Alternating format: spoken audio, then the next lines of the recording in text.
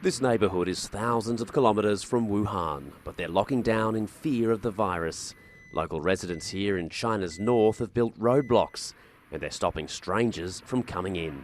We can't let in an outsider because we don't know where they've come from. If we let in one infected person, the whole village would be ruined. This is no joke. It's the same in villages and neighbourhoods across the country. This man also says no outsiders are allowed. Here in the capital, Beijing, people are taking matters into their own hands too. They're using whatever they can find, in this case share bikes, to block the entrances of residential compounds and keep outsiders out.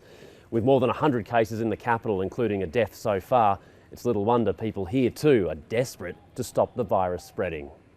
In Wuhan itself, the streets remain deserted, but in the wards they're busy and understaffed, with reports patients are having to be turned away. Work continues on 2 new hospitals, purpose-built for the crisis, with 1,000 beds each.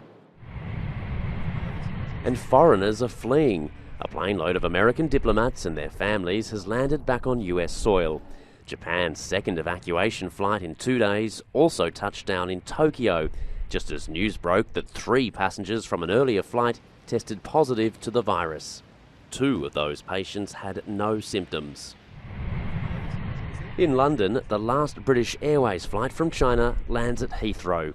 The airline has suspended all direct flights in and out of the mainland. Other carriers, including Cathay Pacific and Jetstar Asia, are slashing services.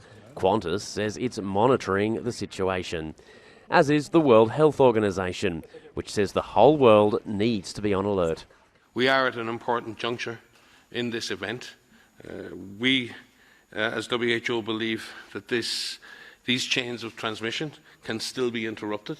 If the WHO declares a global public health emergency, it would make recommendations around security and airport screenings, as well as increasing funding to teams responding to this widening crisis. Bill Birtles, ABC News, Beijing.